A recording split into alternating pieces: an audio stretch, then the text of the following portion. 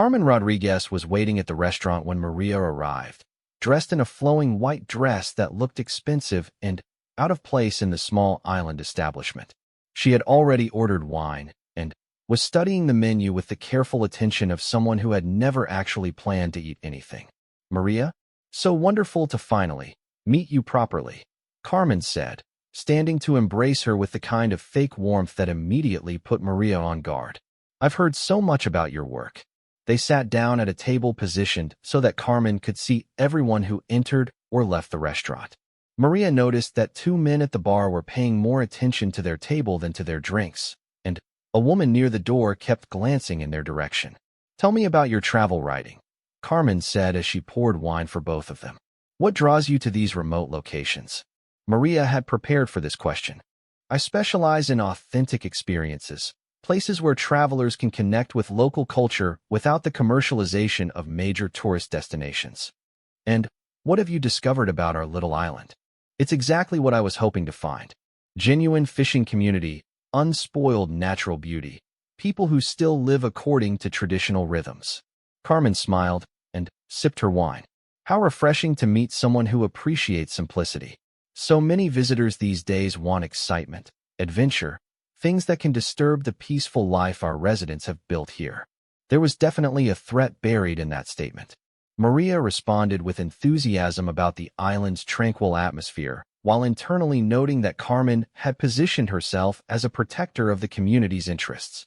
"I imagine your job with the tourism board keeps you very busy," Maria said. "Do you visit all the islands in this region?" "Oh yes, I travel constantly. You'd be surprised how many issues can arise when outsiders don't understand local customs and boundaries." Their food arrived, but Carmen barely touched hers. Instead, she kept asking questions about Maria's background, her previous articles, her future travel plans. The questioning was skilled and subtle, but Maria recognized it for what it was, an interrogation designed to test the consistency of her cover story. "I noticed you've been doing quite a bit of hiking," Carmen commented casually. "Elena mentioned you've explored both the eastern and western parts of the island.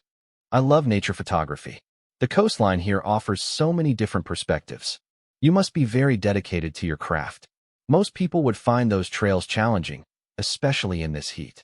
Maria sensed that Carmen was fishing for information about whether she had discovered anything during her explorations. "It is hot, but the views are worth it.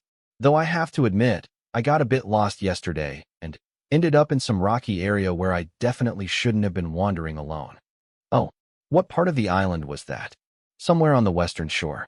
I found some old camping debris and realized other people had been there before me, so I figured I wasn't completely off the beaten path." Carmen's expression didn't change, but Maria caught a slight tightening around her eyes. "Yes, sometimes young people camp in unauthorized areas. We have to clean up after them periodically." The conversation continued for another hour, with Carmen probing for details about Maria's activities while sharing carefully crafted stories about the island's tourism potential. But underlying every exchange was a test. Carmen was evaluating whether Maria represented a threat that needed to be eliminated. Finally, Carmen glanced at her watch and suggested they call it a night. "I'm sure you're tired after all your hiking.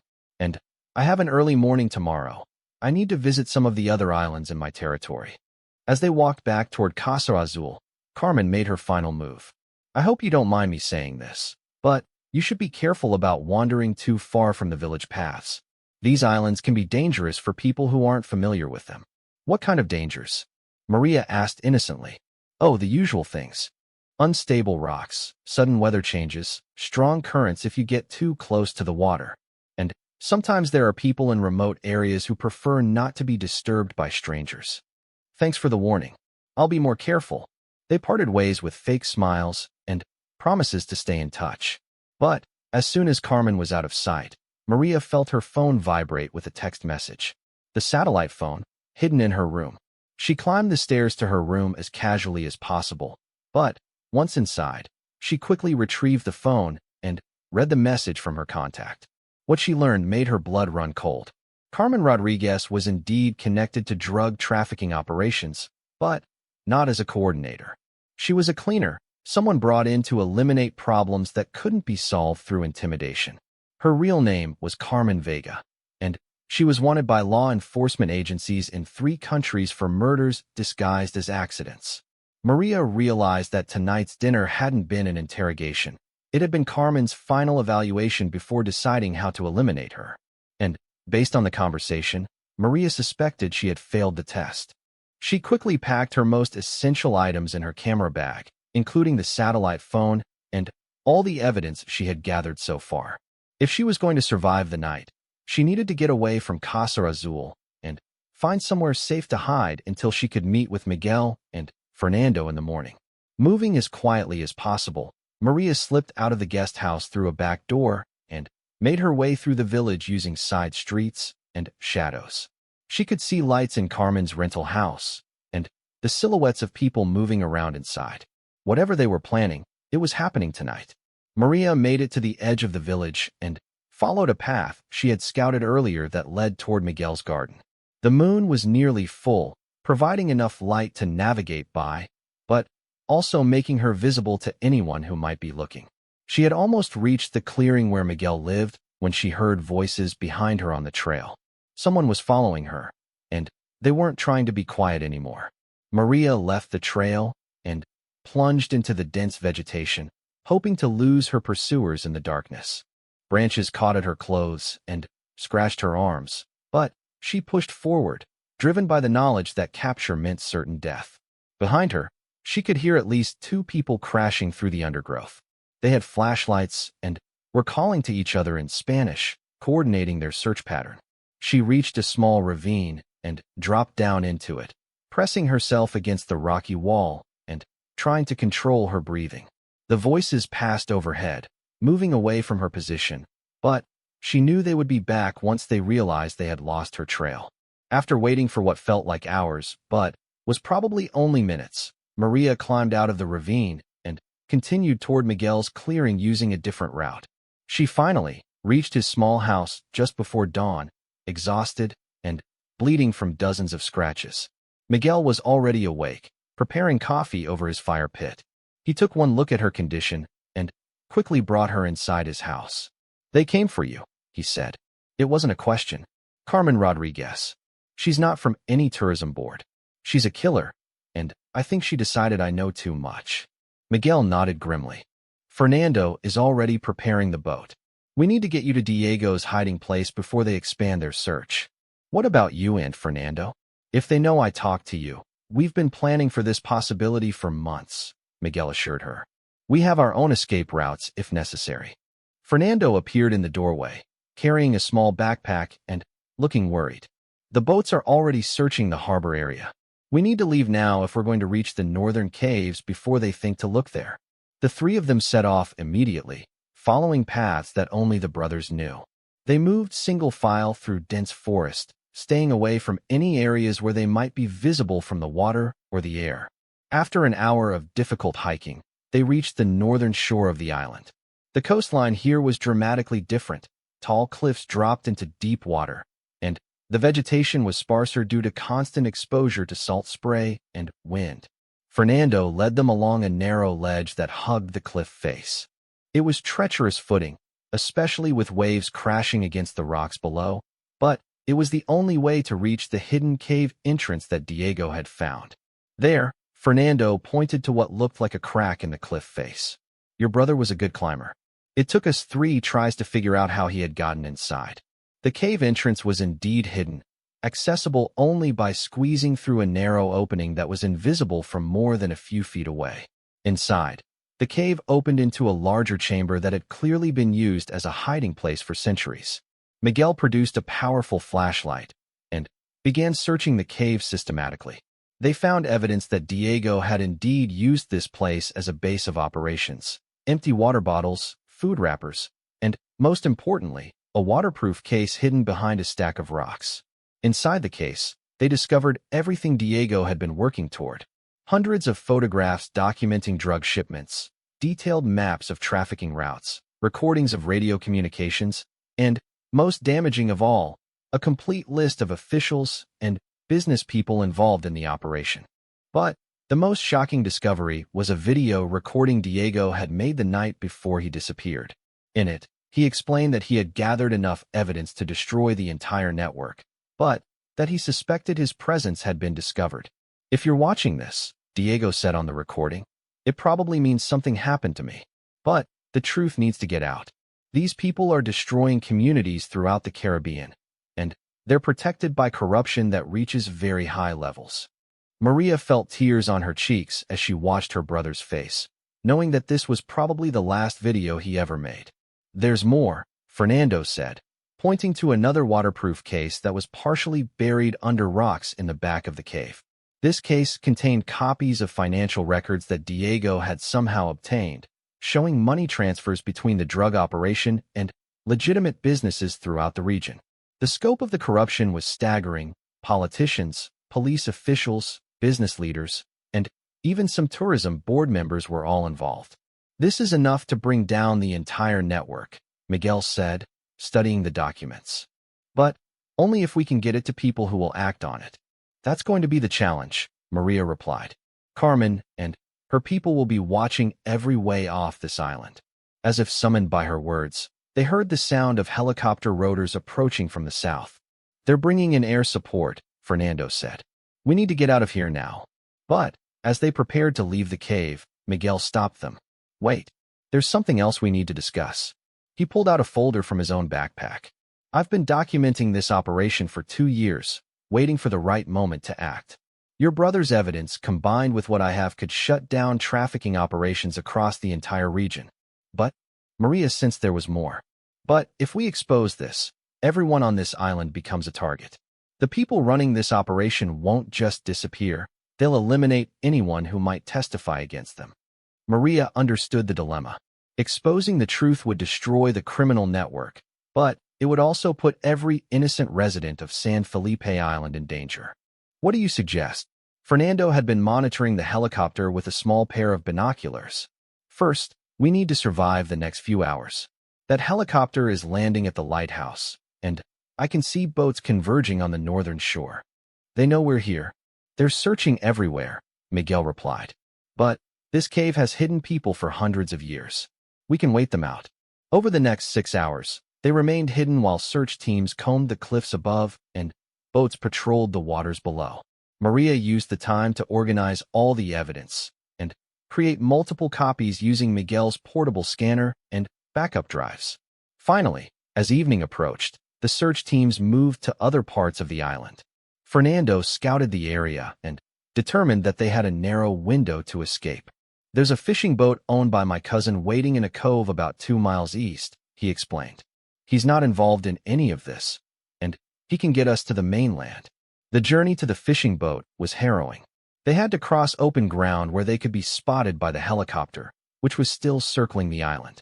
But luck was with them, and they reached the cove just as the sun was setting. Fernando's cousin, a weathered fisherman named Roberto, didn't ask any questions. He simply helped them aboard his small boat and immediately headed for open water. As San Felipe Island disappeared behind them, Maria felt a mixture of relief, grief, and determination. She finally knew what had happened to Diego, and she had the evidence needed to bring his killers to justice. "What happens now?" she asked Miguel. "Now we get this evidence to people who can use it properly," he replied. "I have contacts in the Colombian government who have been waiting for proof of this operation. And the people on the island? Roberto will spread the word quietly. Anyone who wants to leave temporarily can find places to stay with relatives on other islands. By the time the arrests start happening, the innocent people will be safe." 3 weeks later, Maria sat in a coffee shop in Bogotá, reading newspaper headlines about the largest drug trafficking bust in Caribbean history. Over 50 people had been arrested across 6 countries, including several high-ranking government officials and business leaders. Carmen Vega had been captured trying to flee to Venezuela and was facing murder charges in addition to drug trafficking. The communication network based at the San Felipe Island lighthouse had been completely dismantled. Most importantly, Diego's story was finally being told. Major news organizations around the world were publishing articles about the young journalist who had given his life to expose corruption and protect innocent communities. Maria had decided not to return to travel writing. Instead, She was working with an international organization that helped journalists in dangerous situations. Diego's investigation had saved countless lives by shutting down the trafficking network, but it had also shown her how many other journalists were risking everything to tell important stories. Her phone rang, interrupting her thoughts. It was Miguel, calling from San Felipe Island. "The island is peaceful again," he reported. "Most of the residents have returned, and there are new government programs to help develop legitimate tourism and fishing industries." "What about Elena and Javier?" "Elena is talking about expanding Casa Azul to accommodate the reporters and investigators who want to visit. Javier is thinking about starting a boat tour business for the people who come to see where this all happened." "And you? Are you staying?" Miguel laughed. "This is my home. Besides, someone needs to make sure that what happened to your brother never happens to anyone else." After ending the call, Maria walked to a nearby park where she had arranged to meet with representatives from 3 major news organizations. They wanted to discuss turning Diego's story into a documentary film that would honor his memory and continue his work of exposing corruption. As she sat on a bench waiting for the meeting, Maria thought about everything that had brought her to this moment. She had started as someone pretending to be a tourist, looking for answers about her brother's disappearance. She had ended up uncovering a story that was bigger than anything Diego could have imagined. But, most importantly, she had learned that the truth really did matter. Diego had been right to risk everything to expose corruption and protect innocent people. His story had made a difference, and now it was her responsibility to make sure that difference continued to matter. The sun was setting over Bogotá, casting long shadows across the park. Maria opened Diego's notebook, which she carried with her everywhere now, and read the last entry he had written. "The truth is worth any risk, because lies always cost more in the end." She closed the notebook and stood up to meet the documentary producers. There was still work to do, and Diego's story was far from over. Maria woke before dawn to the sound of boat engines starting up in the harbor. She dressed quickly and walked to the window, where she could see several fishing boats heading out to sea in the pre-dawn darkness. But one boat was different from the others, larger, sleeker, and heading in the opposite direction from where the fishing boats typically went. She grabbed her camera and telephoto lens, hoping to get a better look. Through the viewfinder, she could see that the boat carried several people who were definitely not fishermen. They wore dark clothing and moved with military precision. Before she could capture a clear photograph, the boat disappeared into the morning fog. At breakfast, Maria casually mentioned to Elena that she had been awakened by boats leaving early.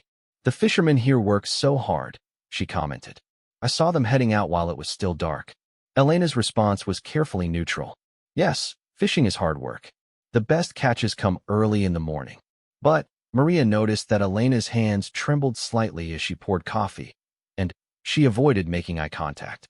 Whatever that boat had been doing, it wasn't fishing. After breakfast, Maria decided to explore the western side of the island, which she hadn't visited yet.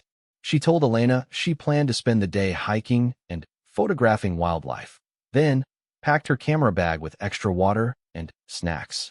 The western shore was rockier and less developed than the village side of the island. A narrow trail wound through dense vegetation, occasionally opening onto small clearings with spectacular ocean views. Maria took her time, stopping frequently to photograph birds and plants while actually studying the terrain for signs of unusual activity. About 2 miles from the village, she discovered something that made her heart race. Hidden behind a cluster of large rocks and thick vegetation, she found the remains of a small campsite. It had been abandoned for some time, maybe months or even years, but someone had clearly lived there temporarily. Maria found the remnants of a fire pit, some rusted cans, and, most importantly, a small piece of equipment that she recognized. It was a waterproof case designed to protect camera equipment, the same brand that Diego had always used. The case was empty and damaged, but she could still make out part of a sticker on the side, the logo of the news organization Diego had worked for. Her hands shook as she photographed the case from every angle. This was the first concrete evidence that Diego had actually made it to San Felipe Island. But what had happened to him here? And why had this campsite been abandoned so suddenly? As she continued searching the area, Maria found other clues. A fragment of notebook paper caught under a rock contained part of a list written in Diego's distinctive handwriting. She could only make out a few words: lighthouse, night drops, monthly schedule. She was so focused on searching for more evidence that she didn't hear the footsteps approaching until a voice spoke behind her. Find something interesting? Maria spun around to see Fernando emerging from the trees. He moved silently for a man his age, and she wondered how long he had been watching her. Just looking at the interesting rock formations, she replied, hoping her voice sounded steadier than it felt. This side of the island is beautiful. Fernando's eyes moved to the camera equipment case, which was still visible among the rocks. Yes, very beautiful. Also very dangerous. Easy to get lost or hurt if you're not careful. I'm being careful, Maria said. I have plenty of water, and I told Elena where I was going. Good, Fernando nodded. But sometimes being careful means knowing when to stop looking for things that might be better left alone. The message was clear, but instead of frightening Maria, it strengthened her resolve. Fernando knew something about Diego's disappearance, and his warnings meant she was getting close to the truth. I understand, she replied. But I'm really just interested in taking photographs for my article. Fernando studied her for a long moment, then seemed to reach some kind of decision. Walk with me, he said. There's something you should see. He led her along a different path, deeper into the island's interior. After about 20 minutes of walking, they reached a small clearing where an old man was tending a garden of vegetables and medicinal plants. This is my brother, Miguel, Fernando said. Miguel, this is the travel writer we told you about. Miguel looked up from his work and nodded politely, but Maria could see intelligence and wariness in his eyes. He said something to Fernando in rapid Spanish, speaking too quickly for Maria to follow completely. Fernando replied, and Maria caught enough words to understand that they were discussing whether she could be trusted. Finally, Miguel seemed to agree to something. Miguel used to work for the government, Fernando explained. Communications specialist. He came here to retire, but sometimes retirement isn't as peaceful as people hope. Miguel wiped his hands on his shirt and gestured for them to sit on wooden stools around a small fire pit. He prepared coffee in a traditional metal pot, while Fernando continued talking. 3 years ago, a journalist came to our island. Young man, very determined, asking many questions about boats and communications and schedules. Maria's heart pounded, but she tried to keep her expression neutral. A journalist? What was he investigating? Same things you're investigating, Fernando replied. Don't look surprised. We know you're not really a travel writer. Maria felt a moment of panic. If they knew she was lying about her identity, she could be in serious danger. But Fernando's tone wasn't threatening. It was almost sympathetic. The question is, Fernando continued, are you working for the same people who made that journalist disappear, or are you trying to find out what happened to him? The moment of truth had arrived. Maria could continue lying and hope to maintain her cover, or she could take a huge risk and trust these men with the truth. He was my brother, she said quietly. Diego Santos. He disappeared 3 years ago while investigating drug trafficking routes through the Caribbean. The last message I got from him included coordinates for this island. Miguel and Fernando exchanged a long look.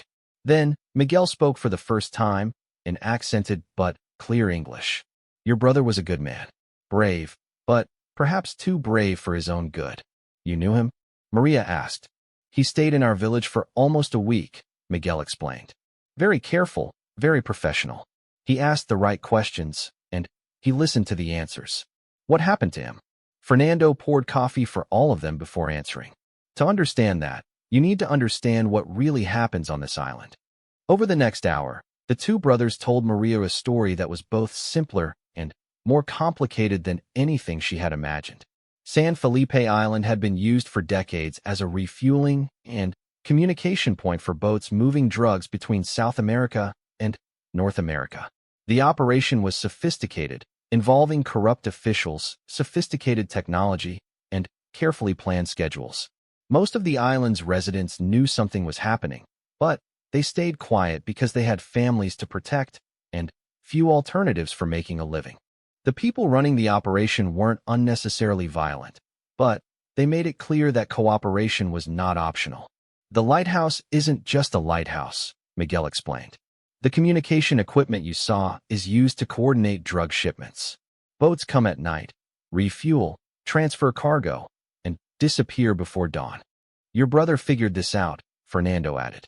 He had photographs, recordings, evidence that could have shut down the entire operation. So they killed him? Maria asked, her voice barely above a whisper. We don't know, Miguel replied honestly. He disappeared one night. We found his boat washed up on the eastern shore, empty. No body was ever found. Maria felt a mixture of grief and relief. At least now she knew what had happened to Diego, even if she didn't know exactly how it had ended. Why are you telling me this? She asked. Because we're tired of being afraid, Fernando said. Because we have grandchildren who deserve to grow up in a place where they don't have to pretend not to see what's happening around them. And because your brother's death should mean something, Miguel added. The evidence he gathered, some of it is still hidden on this island. Maria's pulse quickened. Hidden where? That's what we need to figure out together, Fernando replied. But first, you need to understand the risks. The people running this operation don't hesitate to eliminate threats. They already eliminated my brother, Maria said. I came here knowing it was dangerous. Miguel nodded approvingly. Then, we have work to do. But we must be very careful. If they suspect what we're planning, we'll all disappear. The three of them spent the rest of the afternoon planning their next moves. Miguel and Fernando had been quietly documenting the drug operation for months, hoping that someday they would have an opportunity to expose it. They had photographs of boats, recordings of radio communications, and detailed logs of when shipments arrived and departed. Diego had been working toward the same goal, but he had been more aggressive in his investigation. He had tried to get close to the actual transfer operations, which was probably what had gotten him killed. He hid his evidence somewhere on the island before his last night, Miguel explained. He told me he had insurance, something that would ensure his story got told even if something happened to him. Do you have any idea where he might have hidden it? Maria asked. He was very interested in the old caves on the northern shore, Fernando replied. Caves that most people have forgotten about. The entrance is hidden, and they're difficult to reach. But first, we need to make sure no one suspects you're anything other than a tourist, Miguel warned. Tonight, there will be a large shipment coming through. Everyone in the village will be watching to see how you react. What do you mean?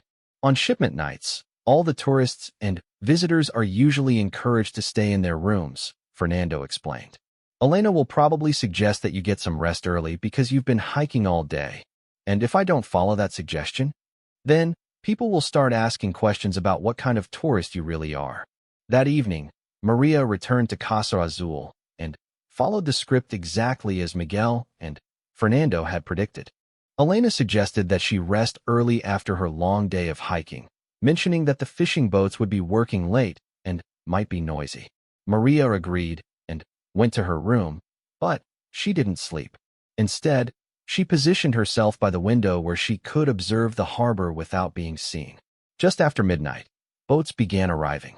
Not fishing boats, sleek speedboats, and larger vessels that moved with purpose and precision. Through her telephoto lens, she watched as people unloaded packages and transferred them to smaller boats. The entire operation was conducted with minimal lighting and maximum efficiency. Within 3 hours, all the boats had departed, leaving the harbor looking exactly as it had before. But Maria had managed to photograph license numbers, faces, and operational procedures.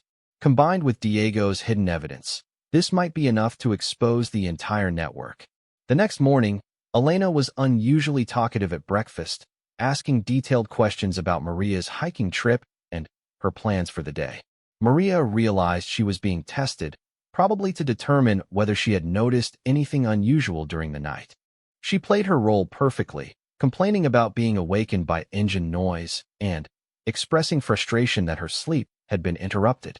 Elena seemed satisfied by her response and suggested that Maria might enjoy visiting the small museum in the village that displayed artifacts from the island's history. The museum turned out to be a single room in the back of the community center, filled with displays about fishing traditions, local wildlife, and the island's colonial past.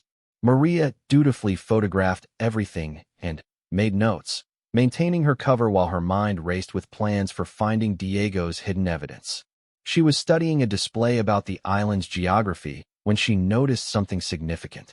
One of the old maps showed cave systems along the northern shore that weren't marked on any modern maps. According to the historical information, these caves had been used by pirates centuries ago as hiding places for treasure. "Interesting in our history?" asked a voice behind her. Maria turned to see a woman about her own age, well-dressed, and clearly not a local resident. "Yes, it's fascinating," Maria replied. "I had no idea the island had such a rich past." The woman smiled, but it didn't reach her eyes. "I'm Carmen Rodriguez. I work for the Regional Tourism Board. We're always interested in meeting travel writers who might help promote our islands." Maria's instincts told her that Carmen Rodriguez was definitely not from any tourism board. Her clothes were too expensive, her Spanish had a different accent than the locals, and there was something predatory about the way she watched Maria's reactions. "That's wonderful," Maria replied. "I'm always looking for unique angles for my articles. Perhaps we could have dinner tonight? I'd love to share some stories about the island that might interest your readers." It wasn't really a request, it was a command disguised as an invitation. Maria agreed, while internally preparing for what was likely to be a very dangerous conversation. That afternoon, she managed to slip away from the village and meet with Miguel and Fernando again. She told them about Carmen Rodriguez and shared the photographs she had taken of the drug operation. "Carmen Rodriguez," Miguel repeated grimly. "We've heard that name. She works for the people who coordinate the shipments." "Which means they're suspicious enough to send someone to investigate you," Fernando added. "What should I do?" "Be very careful tonight," Miguel advised. "Answer her questions, but don't volunteer any information. And whatever you do, don't let her know that you've talked to anyone on the island about anything other than tourism." "What about Diego's evidence?" "Tomorrow morning, before dawn," Fernando said. "If you're still free to move around after tonight's dinner, we'll take you to the caves. But tonight, you focus on staying alive."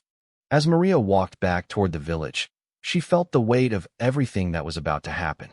She was closer than ever to finding out what had happened to Diego and potentially exposing the network that had killed him. But she was also walking into a trap, and she had no backup plan if things went wrong. The sun was setting over the Caribbean, painting the sky in brilliant oranges and purples. On any other day, in any other circumstances, it would have been beautiful. Instead, Maria could only think about the dangerous game she was about to play and whether she was skilled enough to survive it. Maria Santos stepped off the small charter boat onto the wooden dock of San Felipe Island, her camera bag bouncing against her hip with each step. The salty Caribbean breeze caught her dark hair, and she pushed it back while scanning the small fishing village that stretched along the coastline. To everyone watching, she looked like any other tourist: sandals, floral sundress, and that eager expression of someone ready to explore a new place. The boat captain, Carlos, helped her with her backpack. "You sure you want to stay here for 2 weeks?" he asked in heavily accented English. "Not much for tourists to do. Most people come for day trips only." Maria smiled and handed him his payment plus a generous tip. "I'm a travel writer. I love finding hidden gems that other people miss." She gestured toward the village. "This place looks perfect for what I need." Carlos shrugged and wished her luck before steering his boat back toward the mainland. Maria watched him disappear into the distance, then turned to face the village. She had studied every photograph, every map, every piece of information she could find about San Felipe Island over the past 6 months. But standing here now, breathing the humid air and hearing the distant sounds of daily life, everything felt different than she had imagined. The island sat 30 miles off the coast of Colombia, home to about 800 people who lived primarily from fishing and the occasional tourist visits. Most visitors came to see the coral reefs or take Instagram photos at the small lighthouse on the eastern point. What they didn't know, and what Maria had spent months researching, was that San Felipe Island held secrets much deeper than its crystal-clear waters. She walked slowly along the main dirt road, observing everything. Small houses painted in bright blues, yellows, and pinks lined the street. Children played soccer in a dusty field, while their mothers hung laundry on clotheslines that stretched between coconut palms. Old men sat outside a small store, playing dominoes and sharing stories in rapid Spanish. Maria had grown up speaking Spanish with her grandmother, but she let people assume she was just another English-speaking tourist. It would be easier to learn what she needed to know if people felt comfortable talking around her without worrying about what she might understand. She found the small guest house that Carlos had recommended, Casa Azul, painted the bright blue of tropical seas. The owner, Elena, was a woman in her 60s with kind eyes and hands weathered from decades of hard work. "Welcome to San Felipe," Elena said in careful English, showing Maria to a simple but clean room on the second floor. "You are here for the diving?" "Actually, I'm more interested in the island's history," Maria replied, setting down her bags. "I heard there might be some interesting stories about the old days." Elena's expression shifted slightly, becoming more guarded. "History? We are simple fishing people. Not much history here." But Maria had noticed the quick flash of something. Surprise? Worry? That crossed Elena's face before the shutters came down. She filed it away and simply nodded. "Well, I'm sure I'll find something interesting to write about." That evening, Maria walked to the small restaurant that served as the island's main gathering place. She ordered fried fish and rice, then sat at a corner table where she could observe without being too obvious about it. The locals were friendly but kept their distance, offering polite nods and small smiles when she made eye contact. She noticed patterns in their behavior. Conversations would stop when certain topics came up. People would glance toward the eastern end of the island and change the subject. When a group of fishermen mentioned someone called El Capitan, the others quickly shushed them and looked around nervously. Most interesting was an old man named Fernando who sat alone at the bar, nursing a bottle of beer and watching everything with sharp, intelligent eyes. Unlike the others, he didn't seem surprised by her presence. In fact, when their eyes met across the room, he nodded as if he had been expecting her. After dinner, Maria walked along the beach under the stars.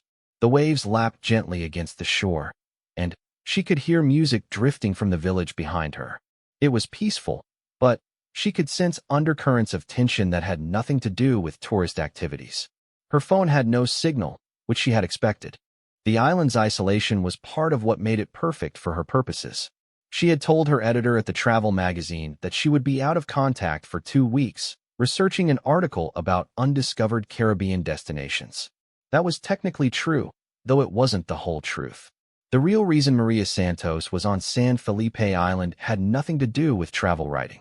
3 years ago, her brother Diego had disappeared while working as a photojournalist investigating drug trafficking routes through the Caribbean.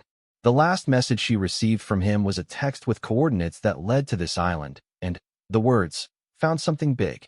If anything happens to me, look here." Maria had spent the past 3 years becoming someone else. She had learned photography, started a travel blog, built a credible cover identity as a freelance travel writer. She had contacts at magazines who could verify her credentials if anyone checked. Everything about her story was true except for the real reason she was here. Diego had been investigating reports of a major drug operation using remote Caribbean islands as staging points. His research had led him to connections between seemingly innocent fishing villages and some of the largest cartels in South America. The last time anyone saw him was in Cartagena, preparing for a trip to what he called the final piece of the puzzle. Maria had tried working with authorities, both Colombian and American. They had been sympathetic, but ultimately unhelpful.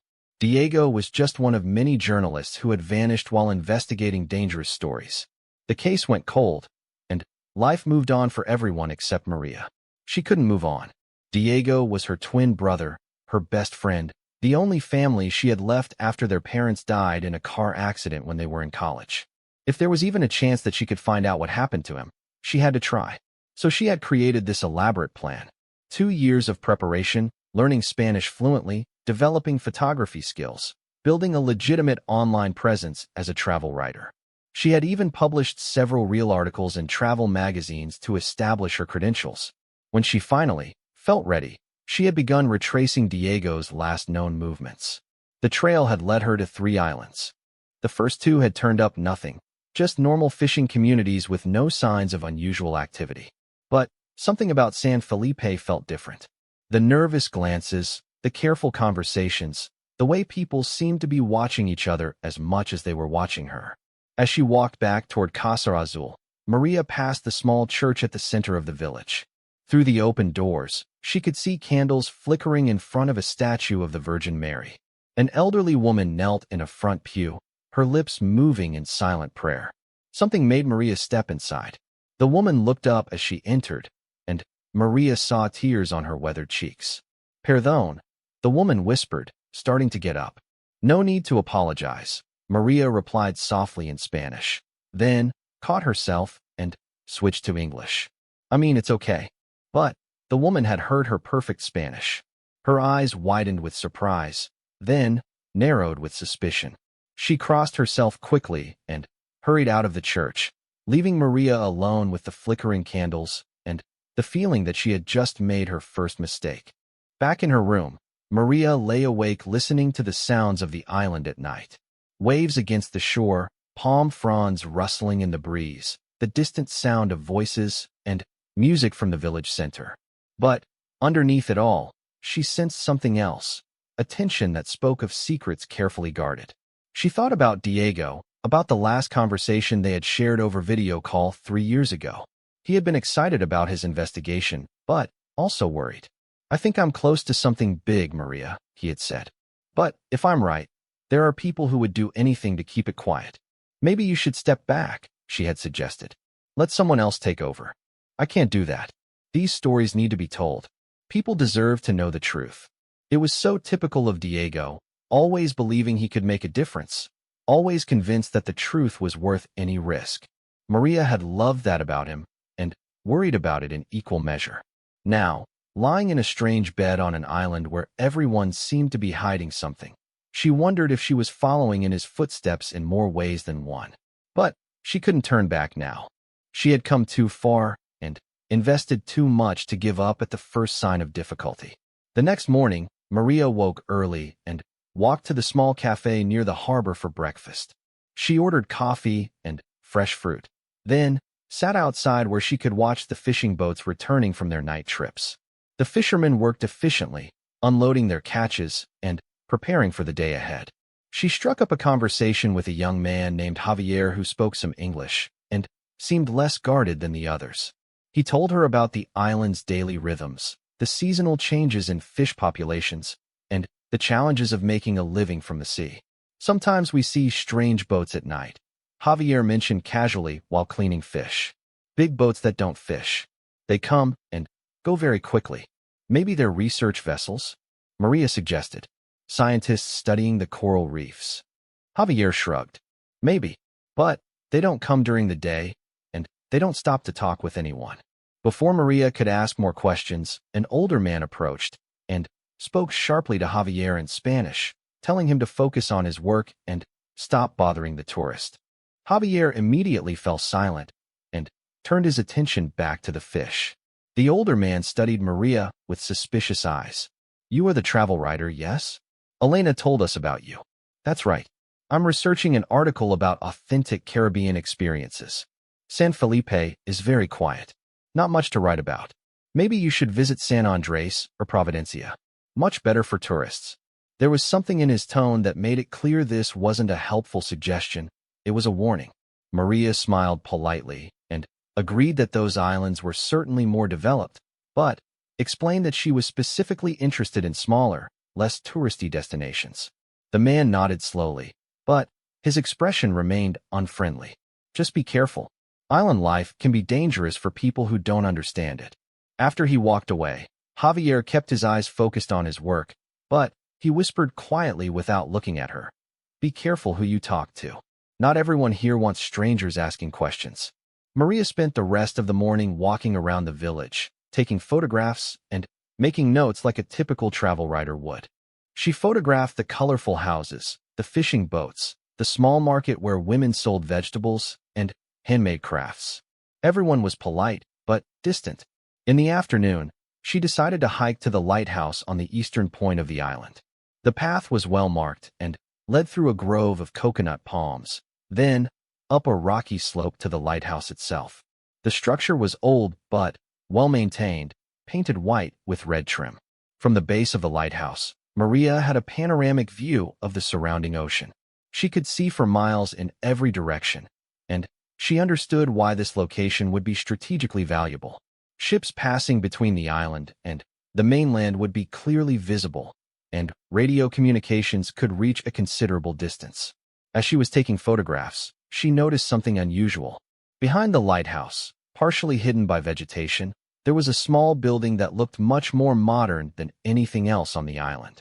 It had satellite dishes on the roof and heavy-duty electrical cables running from the main lighthouse structure. Maria approached carefully, pretending to photograph wildflowers while actually studying the building. Through a partially open window, she could see electronic equipment, radios, computers, monitors. This was definitely not standard lighthouse equipment. It's a weather monitoring station.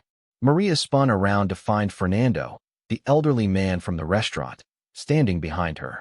She hadn't heard him approach. "Oh, you startled me," she said, pressing a hand to her chest. "I was just admiring the view from up here." Fernando nodded toward the hidden building. The government installed it 5 years ago. Weather monitoring and emergency communications for the fishing fleet. His explanation was reasonable, but something in his eyes suggested he didn't believe it any more than she did. Weather monitoring stations didn't typically require that level of electronic sophistication or security. "That's interesting," Maria replied carefully. "It must help keep the fishermen safe." "Safety is very important," Fernando agreed, "especially for people who venture into waters they don't understand." They stood in silence for a moment, studying each other. Maria had the distinct impression that Fernando knew exactly why she was really on the island, but she couldn't figure out whether that was good news or bad news. "I should head back to the village," she finally said. "Thank you for the information about the weather station." "Be careful on the path," Fernando replied. "It's easy to lose your way if you don't know where you're going." As Maria walked back toward the village, she couldn't shake the feeling that Fernando's warnings had nothing to do with hiking trails. She was beginning to understand that almost nothing on San Felipe Island was what it appeared to be. That evening, she sat in her room reviewing her notes and the photographs she had taken. The island seemed like a typical Caribbean fishing village, but there were too many small inconsistencies. The sophisticated communication equipment at the lighthouse, the nervous behavior when certain topics were mentioned, the warning from the older fisherman, Javier's comment about mysterious boats that only came at night. Most importantly, there was the growing sense that people were watching her, evaluating her, trying to decide what to do about her presence. She was supposed to be just another tourist, but somehow her cover wasn't working as well as she had hoped. Maria pulled out a waterproof case from the bottom of her backpack and removed a satellite phone that she had rented under a false name. She had planned to avoid using it except in emergencies, but she was starting to think that learning more about the island's recent history qualified as urgent. She composed a careful text message to a contact who could run background checks without asking too many questions. She provided the island's name and coordinates, along with the names of several people she had met. Then, she asked for any information about unusual activity, government investigations, or missing persons reports connected to San Felipe Island over the past 5 years. After sending the message, Maria hid the phone again and tried to sleep. But her mind kept racing, thinking about Diego and wondering if he had stood in this same room, looking out at the same view, asking himself the same questions about what was really happening on this seemingly peaceful island. She was here now, following the only lead she had. Tomorrow, she would have to decide how much risk she was willing to take to find the answers she needed. Because one thing was becoming clear: San Felipe Island was hiding something big, and the people who lived here would do whatever it took to protect their secrets.